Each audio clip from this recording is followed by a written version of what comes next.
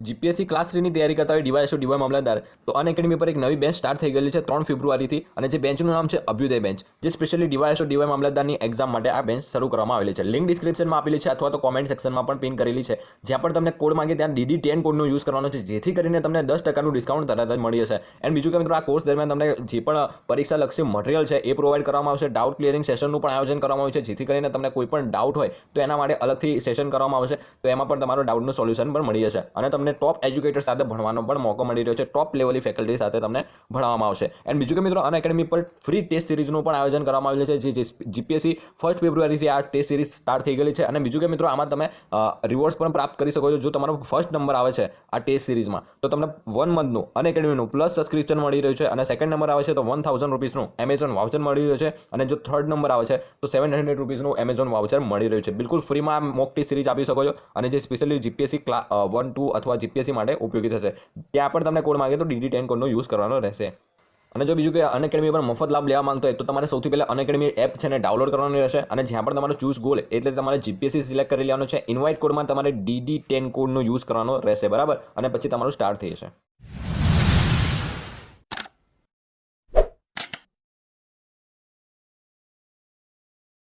Hello everyone, आज हम यहाँ डिस्कस करने वाले हैं जीपीएससी के क्लास 1 एंड क्लास 2 के पॉलिटी से रिलेटेड क्वेश्चन. किस टाइप के क्वेश्चंस पॉलिटी के आते हैं जीपीएससी के एग्ज़ाम में, उसके बारे में आज आपको पता चलेगा. हम क्वेश्चंस के साथ साथ उसके आसपास के रिलेटेड जो भी इंपॉर्टेंट पॉइंट्स हैं उनके बारे में डिस्कस करेंगे, जिससे कि आपके क्वेश्चंस के साथ साथ रिविजन भी हो सके.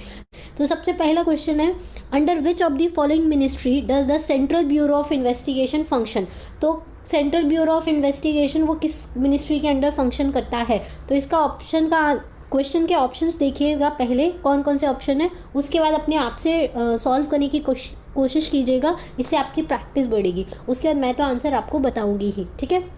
तो चलिए मैं आपको आंसर बताती हूँ. इसका आंसर है option D, ministry of personal pension and the public grievances के अंदर में आता है. अब सीबीआई क्या है, सेंट्रल ब्यूरो ऑफ इन्वेस्टिगेशन, इसमें आपने नाम सुना होगा इसका. ये इंडिया की टॉप पुलिसिंग एजेंसी है, जो क्या करती है, जो भी क्राइम रिलेटेड इश्यूज़ होते हैं उनके बारे में देखती है. अभी प्रेजेंट इसके जो चेयरमैन है वो कौन है, ऋषि कुमार शुक्ला, ठीक है. ऋषि कुमार शुक्ला जो है वो इसके प्रेजेंट डायरेक्टर हैं. किसके डायरेक्टर या चेयरमैन है, किसके, सीबीआई के. पीएम हमको पता है हमारे नरेंद्र मोदी जी है. मिनिस्ट्री ऑफ होम अफेयर्स कौन है, अमित शाह है. कैबिनेट सेक्रेटरी हमारे कौन है, इसका आंसर आप मुझे कमेंट बॉक्स में बता सकते हैं अगर आपको पता हो तो. और इसके अलावा हमारे जो अभी मैं आपको बता देती हूँ कि कैबिनेट सेक्रेटरी कौन होते हैं, कौन है, राजीव गौबा, ठीक है. राजीव गौबा जो है वो हमारे प्रेजेंट कैबिनेट सेक्रेटरी हैं, ठीक है. चलिए नेक्स्ट क्वेश्चन हम देखते हैं. नेक्स्ट क्वेश्चन है, unless the proclamation of financial emergency is approved by the house of the parliament, it ceases to operate at the expiration of. मतलब कि फाइनेंशियल इमरजेंसी अगर जो हाउस ऑफ पार्लियामेंट है उससे पास नहीं हुई है तो वो कब तक एक्सपायर हो सकती है. तो वो उसका जो टर्म होता है वो होता है 2 मंथ. अगर 2 मंथ तक अगर वो हाउस ऑफ पार्लियामेंट में पास नहीं होती है तो वो क्या हो जाएगी, एक्सपायर हो जाएगी. फाइनेंशियल इमरजेंसी क्या होती है, पहले तो आपको पता होना चाहिए हमारी कंट्री में कितनी इमरजेंसी है. तो हमारी कंट्री में 3 टाइप की इमरजेंसी है, और हमने कहाँ से ली है, तो हमने जर्मनी से ली है, ठीक है. कौन कौन सी 3 इमरजेंसी है, पहली है नेशनल इमरजेंसी, दूसरी है स्टेट इमरजेंसी, तीसरी है फाइनेंशियल इमरजेंसी, ठीक है. नेशनल इमरजेंसी आर्टिकल 352 में आता है, स्टेट इमरजेंसी आर्टिकल 356 में आता है, और फाइनेंशियल इमरजेंसी जो है वो आर्टिकल 360 में आता है. फाइनेंशियल इमरजेंसी में ऐसा होता है कि अगर प्रेसिडेंट एक बार इसको अप्लाई कर दे, अगर और दोनों हाउस ऑफ पार्लियामेंट से अगर ये अप्लाई हो जाता है तो जब तक प्रेसिडेंट इसको वापस नहीं लेता है तब तक ये फाइनेंशियल इमरजेंसी लगी रहती है. और इससे रिलेटेड एक और क्वेश्चन पूछा जाता है कि हमारी इंडिया में फाइनेंशियल इमरजेंसी कितनी बार लगी है. तो हमारी इंडिया में आज तक कोई एक भी बार फाइनेंशियल इमरजेंसी नहीं लगी है. अच्छा, इससे रिलेटेड क्वेश्चंस के आंसर आप सर्च कीजिएगा. नेशनल इमरजेंसी कितनी बार लगी है हमारी इंडिया में, और स्टेट इमरजेंसी तो अनलिमिटेड टाइम लगी है, प्रेसिडेंट रूल जिसको बोलते हैं, जो स्टेट्स में लगाया जाता है. तो इसके बारे में नहीं, लेकिन नेशनल इमरजेंसी कितनी बार लगी है वो आपको हमें बताना है, ठीक है. चलिए next question, who was the chairman of a government appointed committee which recommended shift to a January to December financial year, मतलब ये क्वेश्चन बोल रहा है वो कौन सी कमेटी थी जिसने ये रिकमेंड किया था कि हमारा जो फाइनेंशियल ईयर होना चाहिए वो जनवरी से दिसंबर होना चाहिए। एक्चुअल में अभी हमारा जो फाइनेंशियल ईयर चलता है वो चलता है अप्रैल टू मार्च, ठीक है। जो भी नए हमारे फाइनेंशियल ईयर के स्टार्ट होता है वो अप्रैल टू मार्च चलता है। तो इसी को चेंज करके जनवरी टू दिसंबर करने की रिकमेंडेशन किसने दी थी? तो वो थे शंकर आचार्य। शंकर आचार्य कमेटी ने ये रिकमेंडेशन दी थी कि फाइनेंशियल ईयर को चेंज कर देना चाहिए न्यू ईयर की बेसिस पे, ठीक है। चलिए next question, which of the following is introduced by the citizenship amendment act 2005। तो सिटीजनशिप अमेंडमेंट एक्ट 2005 में क्या नया चीज़ इंट्रोड्यूस किया गया था? तो वो था ओवरसीज सिटीजनशिप। अब ये ओवरसीज सिटीजनशिप क्या होती है? देखो, कोई भी इंसान जो जिसके पे जैसे मान लो कोई ए नाम का पर्सन है, वो अभी कहाँ रह रहा है? यूएसए में रह रहा है, और उसके पास सिटीजनशिप भी कहाँ की है? यूएसए की है, इंडिया की नहीं है, यूएसए की सिटीजनशिप है। लेकिन इस ए पर्सन के जो ग्रैंडफादर या उसके कोई भी एंसेस्टर जो थे वो इंडिया में रहे हो, तो ऐसा ये जो सिटीजन है वो क्या कहलाता है? ओवरसीज सिटीजन बोला जाता है। और इन्हीं के लिए हमारी गवर्नमेंट ऑफ इंडिया ने नई तरह की सिटीजनशिप लेकर आए थे जिसको बोलते थे हम ओवरसीज सिटीजनशिप। इसमें क्या होता है? ओवरसीज सिटीजनशिप में जो पर्सन होता है जो अभी बाहर रहता है उसको राइट मिल जाता है कि वो इंडिया में आकर भी रह सकता है इनडेफिनिट टाइम के लिए, लेकिन उसको दो राइट बिल्कुल नहीं होते हैं। पहला, राइट टू वोट उसको नहीं दिया जाता है, ना ही यहाँ पे वो कोई पब्लिक ऑफिस होल्ड करने का उसको राइट होता है, ना ही कोई इलेक्शन फाइट करने का उसको राइट होता है। वो सिर्फ उसको रेसिडेंशियल राइट दिए जाते हैं कि वो इंडिया में आकर रह सकता है। ये होती है ओवरसीज सिटीजन। फिर बाद में गवर्नमेंट ने इसके लिए ओसीआई कार्ड भी लेके आई थी, ठीक है। ओसीआई कार्ड होल्डर करके स्कीम लेके आई थी, उसकी बेसिस पे इंडिया में ये ओवरसीज सिटीजनशिप दी जाती है। और ये ओवरसीज सिटीजनशिप कार्ड जो है वो ये गारंटी नहीं करता है कि इनको इंडिया की सिटीजनशिप मिल गई, क्योंकि हमारी इंडिया जो है वो सिंगल सिटीजनशिप को फॉलो करती है। क्योंकि जो ओसीआई वाले होते हैं उनको ऑलरेडी दूसरी कंट्री की सिटीजनशिप है, तो वो इंडिया की सिटीजनशिप नहीं होती है। सिर्फ उनको जस्ट बिकॉज उनके रूट इंडिया से कनेक्टेड है, इस वजह से उनको क्या दिया जाता है? इंडिया में आकर रहने की परमिशन दे दी जाती है, ठीक है। या हम इसको ऐसे बोल सकते हैं, इनडेफिनिट टाइम का वीज़ा इशू कर दिया जाता है इन लोगों के लिए, ठीक है। इतना समझ में आया? चलिए नेक्स्ट क्वेश्चन है, question number 108, only instance when the president of India exercise his power of veto related to. ऐसा कौन सा इंस्टेंस था जब इंडिया के जो प्रेसिडेंट थे उन्होंने अपनी पावर, वीटो की पावर जो थी वो यूज़ की थी? तो इसका आंसर है the Indian post office bill amendment use किया था। इसमें पॉकेट वीटो यूज़ की गई थी। कौन सी वीटो यूज़ की गई थी? पॉकेट वीटो यूज़ की गई थी। हमारे जो प्रेसिडेंट थे उस टाइम के ज्ञानी जैल सिंह, इन्होंने की थी, ठीक है। पॉकेट वीटो मतलब क्या होता है? प्रेसिडेंट ने कोई बिल अपनी पॉकेट में रख लिया है, ना उसको असेंट दिया है ना ही उसको रिजेक्ट किया है, तो उसको हम बोलते हैं पॉकेट वीटो। अभी तक हमारी और ऐसे कितनी वीटो होती है प्रेसिडेंट के पास? तो हमारी इंडिया में 3 टाइप की वीटो होती है। एक होती है एब्सोल्यूट वीटो, दूसरी होती है सस्पेंसिव वीटो, ठीक है, और तीसरी होती है पॉकेट वीटो, ठीक है। एब्सोल्यूट वीटो भी 2 बार लगाई गई है, सस्पेंसिव वीटो 1 बार लगाई गई है, पॉकेट वीटो भी 1 बार लगाई गई है, ठीक है। तो ये जो आंसर था इसमें एब्सोल्यूट वीटो क्या होता है, सस्पेंसिव वीटो क्या होता है, ये आप देखिएगा। एब्सोल्यूट वीटो में डिनाई कर दिया जाता है असेंट को, फिर उसको रिकंसिडरेशन के लिए भेजा जाता है। सस्पेंसिव वीटो में भी रिजेक्ट कर दिया जाता है, वापस रिकंसिडरेशन के लिए भेजा जाता है। पॉकेट वीटो में आप कोई रिस्पॉन्ड नहीं कर सकते हो, ठीक है, वो होता है। तो ये तीनों थी। अच्छा, अब आपका होमवर्क है कि आप एब्सोल्यूट वीटो कौन से 2 केस में लगी थी वो आप सर्च करिएगा, और सस्पेंसिव वीटो तो अभी रिसेंट में लगी थी। और मैं आपको प्रेसिडेंट भी बता देती हूँ किसने लगाई थी, वो एपीजे अब्दुल कलाम ने लगाई थी। किस बिल के ऊपर लगाई थी आप थोड़ा सर्च कीजिएगा, इससे आपकी नए थॉट्स, नई चीज़ें आपको समझ में आएंगी वीटो के बारे में। चलिए next question, Who among the following declared that the responsibility for the economic and social welfare policy of the nation should lie with the parliament, not with the court? ऐसा किसने बोला था कि जो इकोनॉमिक और सोशल वेलफेयर की policies हैं nation की, वो किसके हाथ में, किसके ऊपर उसकी रिस्पॉन्सिबिलिटी है? पार्लियामेंट के ऊपर है, कोर्ट के ऊपर नहीं है। ऐसा बोला था हमारे Jawaharlal Nehru, first prime minister of India ने बोला था, ठीक है। इंदिरा गांधी कौन थी? First female prime minister of India थी, ठीक है। अंबेडकर के बारे में तो सबको पता है, और Mahatma Gandhi father of nation हमारी कंट्री के। नेक्स्ट क्वेश्चन है, according to Balwant Rai Mehta committee the district collector should be. इसका आपका आंसर, क्वेश्चन का आंसर अटेम्प्ट कीजिएगा। इसका आंसर है option D, the chairman of the district panchayat. अब सबसे पहले आपको जानना है कि ये बलवंत राय मेहता कौन थे। तो बलवंत राय मेहता जो, इनको क्या बोला जाता है, फादर ऑफ पंचायती राज बोला जाता है। इन्होंने पंचायती राज के ऊपर रिकमेंडेशन दी थी और इन्हीं की रिकमेंडेशन से 73rd कॉन्स्टिट्यूशन अमेंडमेंट एक्ट किया गया था 1992 में, जिसके थ्रू पंचायती राज इंस्टीट्यूशन सेटअप किया गया था। और 74th कॉन्स्टिट्यूशन अमेंडमेंट एक्ट किया गया था सेम ईयर 1992 में, जिसके हिसाब से म्यूनसिपैलिटीज़ को ऐड किया गया था। और कौन से शेड्यूल में ऐड किया गया था? पंचायती राज को 11th शेड्यूल में ऐड किया गया था और म्यूनसिपैलिटीज़ को 12th शेड्यूल में ऐड किया गया था। ठीक है, चलिए next question, the execution of prevention of money laundering act 2002 is the responsibility of which of the following department of the ministry of finance. ठीक है, मनी लॉन्ड्रिंग एक्ट 2002 जो पास किया गया था, उसकी रिस्पॉन्सिबिलिटी कौन से डिपार्टमेंट में आती है? मिनिस्ट्री ऑफ फाइनेंस के। तो ये आती है डिपार्टमेंट ऑफ रेवेन्यू। देखो, मनी लॉन्ड्रिंग क्या होता है कि अगर जैसे कोई इलीगल एक्टिविटीज़ है, उसके लिए अगर कोई मनी सप्लाई कर रहा है तो उसको प्रिवेंट करने के लिए ये एक्ट पास किया गया था। इसको बोलते हैं prevention of money laundering act. ठीक है, अच्छा, ये मनी लॉन्ड्रिंग एक्ट किसका इनिशिएटिव था? तो FATF का इनिशिएटिव है।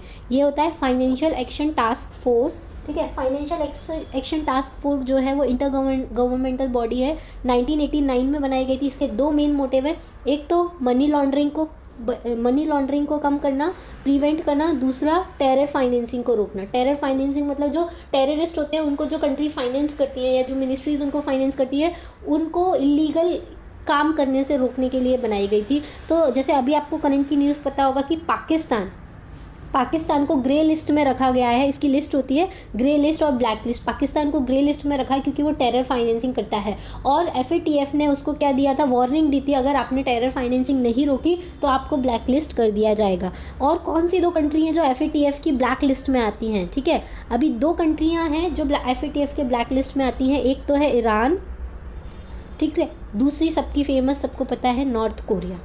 ठीक है, नॉर्थ कोरिया ऐसी कंट्री है जो किस में आती है? FATF की ब्लैक लिस्ट में आती है।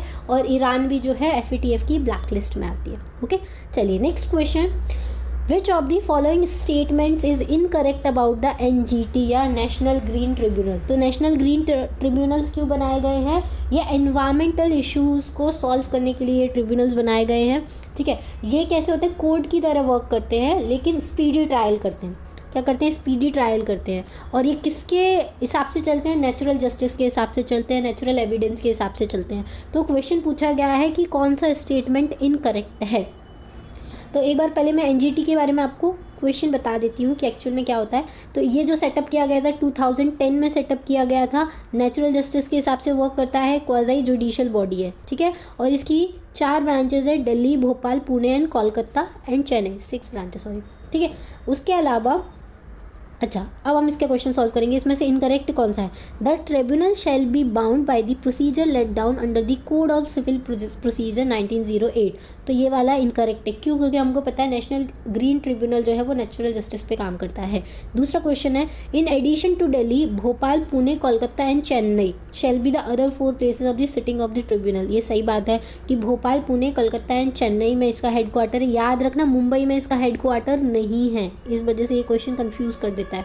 NGT क्या है? क्वाज़ी जुडिशियल बॉडी है, सबको पता है। NGT को स्टैब्लिश कब किया गया था? 2010 के एक्ट के थ्रू किया गया था। और इसके अभी जो चेयरमैन है वो कौन है? आदर्श कुमार गोयल। ठीक है, आदर्श कुमार गोयल। ये कौन है? Retired chief justice of India है हमारे। ठीक है, नेक्स्ट क्वेश्चन है, arrange the following items as per the daily schedules of the Lok Sabha proceedings. कौन सी हमारी लोकसभा की जो प्रोसीडिंग्स होती हैं उसमें डेली शेड्यूल क्या रहता है, उसके हिसाब से आपको अरेंज करना है। चलिए, जिसको ये आता है वो इस क्वेश्चन के ऑप्शंस को अटेम्प्ट करने की कोशिश कीजिए, जिसको नहीं आता है वो उसको मैं बताती हूँ। देखो, हमारा जो लोकसभा की प्रोसीडिंग चलती है वो 11 AM से स्टार्ट होती हैं, 11 से 12, 12 से 1, 1 से 2 और 2 to 6 चलती है। ठीक है, तो 11 बजे से 12 बजे का जो टाइम होता है वो होता है हमारी प्रोसीडिंग्स में क्वेश्चन आवर्स, जिसमें क्वेश्चंस पूछे जाते हैं। 12 से 1 जो होता है वो 0 hour होता है, 1 से 2 जो होता है वो लंच टाइम होता है और 2 to 6 जो होता है वो पूरा डिस्कशन का टाइम होता है, लोकसभा के जो भी वर्किंग होती है वो की जाती है, ठीक है। और एक और डिफरेंस होता है इसमें, 2 to 5 जो होता है वो राज्यसभा में होता है। तो हमेशा लोकसभा जो होती है वो 1 घंटा ज़्यादा वर्क करती है राज्यसभा से। राज्यसभा का जो टाइम होता है वो 2 से 5 होता है वर्किंग, ठीक है। 11 से सेम रहता है ऐसा, और लेकिन बस 2 to 5 चलता है लास्ट वाला जो टाइम होता है। तो इसके हिसाब से आपको आंसर देना है कि कौन सा प्रोसीडिंग कैसे चलती है। तो इसमें दिया है 0 hour question hour agenda of the house. तो हमको पता है कि सबसे पहले क्या आता है क्वेश्चन आवर, तो 2 वाला, उसके बाद आता है 0 आवर 1 वाला, agenda of house 3rd number पे आता है। तो इसका ऑप्शन कौन सा करेक्ट होगा, सी ऑप्शन 2 1 3, ठीक है। इतना समझ में आया। चलिए next question, Which constitutional amendment act made it possible to appoint governor for 2 or more states? कौन सा कॉन्स्टिट्यूशनल अमेंडमेंट एक्ट है जिसके अकॉर्डिंग एक गवर्नर को हम 2 या 2 से ज़्यादा स्टेट के लिए अपॉइंट कर सकते हैं? तो ये है इसका answer 7th constitution amendment act है, जिसके थ्रू हम क्या कर सकते हैं, गवर्नर को अपॉइंट कर सकते हैं। अच्छा, ऐसा ही एक और क्वेश्चन पूछा जाता है कि हम एक हाई कोर्ट को एक से ज़्यादा स्टेट्स को अलॉट कर सकते हैं, ये पावर किसके हाथ में है?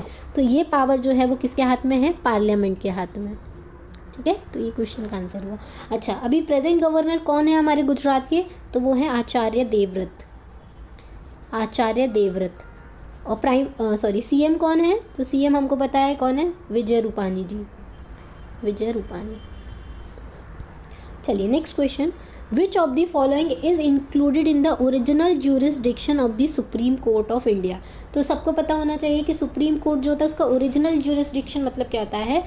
अच्छा, इसका आंसर आप लोग अटेम्प्ट कीजिए, कौन सा ए है, ABCD में से, ठीक है। तब तक मैं बताती हूँ ओरिजिनल जुरिस्डिक्शन क्या होता है। ओरिजिनल जुरिस्डिक्शन मतलब ऐसे केसेस जिसमें सिर्फ सुप्रीम कोर्ट ही डिसीजन कर सकता है, मतलब सिर्फ सुप्रीम कोर्ट के पास वो पावर है जुरिस्डिक्शन करने की, तो उसको हम बोलते हैं ओरिजिनल जुरिस्डिक्शन। तो ऐसे कौन से इश्यूज होते हैं? तो इसमें है, इसका आंसर है A option, government of India and 1 or more states. मतलब अगर इंडियन गवर्नमेंट ऑफ इंडिया और किसी स्टेट्स, एक स्टेट या 2 स्टेट्स के साथ अगर कोई डिस्प्यूट है तो उसको कौन सॉल्व कर सकता है? सिर्फ supreme court of India solve कर सकता है, हाई कोर्ट में वो केसेस नहीं जा सकते, इसलिए इसको हम क्या बोलते हैं, original jurisdiction of the supreme court. अच्छा, फंडामेंटल राइट्स के लिए, ओनली फॉर फंडामेंटल राइट्स के लिए जो रिट इशू करने की पावर है वो भी किसके लिए है, सुप्रीम कोर्ट ऑफ इंडिया के पास है, अंडर आर्टिकल 32, ठीक है। तो जो फंडामेंटल राइट का इन्फोर्समेंट होता है वो किसके हाथ में, सुप्रीम कोर्ट का ओरिजिनल जुरिस्डिक्शन है, ठीक है। ठीक है, चलिए next question, Which schedule of the constitution deal with the special power for the administration and the control of the scheduled areas in the several states?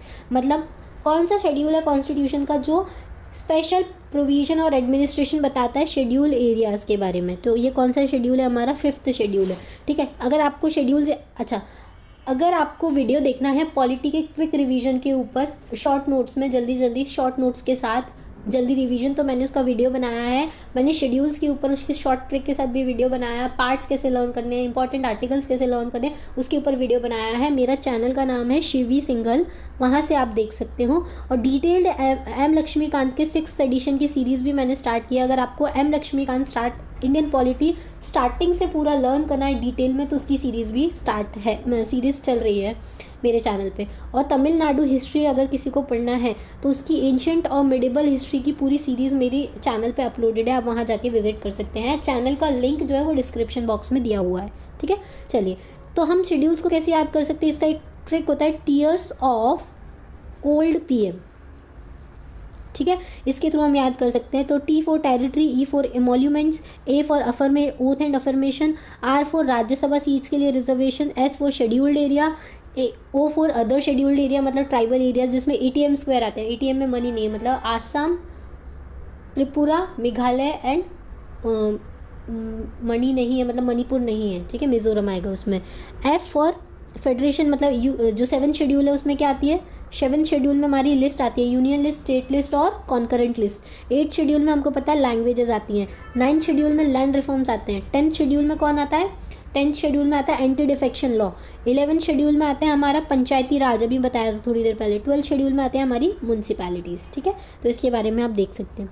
चलिए next question, who is not a member of the selection committee for the selection of the CVC? CVC मतलब central vigilance commission. ये क्या करती है, government के corruption को के ऊपर विजिलेंस रखती है, मतलब निगरानी करती है कि गवर्नमेंट कहीं करप्शन ना कर दे इसके ऊपर। तो इसकी सिलेक्शन कमेटी में कौन कौन होता है, प्राइम मिनिस्टर होता है, मिनिस्टर ऑफ होम अफेयर्स होता है, मतलब होम मिनिस्टर होते हैं, और लीडर ऑफ अपोजिशन होता है लोकसभा का। तो इसमें से कौन नहीं होता है सिलेक्शन कमेटी में? तो इसका आंसर होगा चीफ जस्टिस ऑफ इंडिया नहीं होते हैं, ठीक है, सीवीसी में, ठीक है।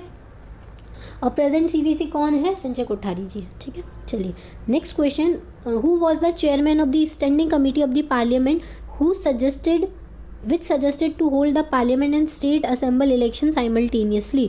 पार्लियामेंट की किस कमिटी ने ये सजेस्ट किया था कि पार्लियामेंट और स्टेट असेंबली के जो इलेक्शंस होते हैं वो एक साथ साइमल्टेनियसली होने चाहिए, वन नेशन वन इलेक्शन, ऐसा ये जो चीज़ आई थी वो इसी से आई थी। तो ये आया था, बी ऑप्शन इसका करेक्ट आंसर है, EMS नतीचपन्ना, ठीक है। चलिए अच्छा, एक और क्वेश्चन है हम ले लेते हैं क्योंकि ऑलरेडी वीडियो काफ़ी लंबा हो रहा है, तो इसके बाद के जो क्वेश्चन आएंगे वो नेक्स्ट वीडियो में आएंगे। तो इसका क्वेश्चन है, नेक्स्ट क्वेश्चन है, separate railway budget practice was prevalent till 2016 since when the practice of separate railway budget was started. जो पहले क्या होता था, जैसे अब फरवरी में अभी नया बजट आया है कल ही, तो उसमें union budget plus railway budget साथ में आया है, लेकिन पहले ऐसा नहीं होता था। पहले क्या होता था, रेलवे बजट अलग दिया जाता था और यूनियन बजट अलग दिया जाता था। कब तक दिया जाता था? टिल 2016 तक ऐसा प्रैक्टिस किया जाता था। फिर 2017 में अरुण जेटली ने क्या किया था, दोनों के बजट को मर्ज कर दिया था, ठीक है, ये किया था।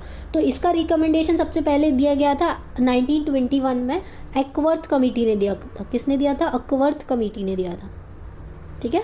तो ये याद रखिएगा आप। चलिए बाकी का हम नेक्स्ट लेक्चर में करते हैं, तभी तक बने रहिए। अगर आपको MCQs की प्रैक्टिस करनी है GPSC के किसी भी एग्ज़ाम के लिए, क्लास 1, क्लास 2, DYSO, ये सबके लिए काफ़ी इंपॉर्टेंट है। GPSC में किस टाइप के क्वेश्चन आते हैं इसका आइडिया आपको इससे आ जाएगा। Thank you, thanks for watching.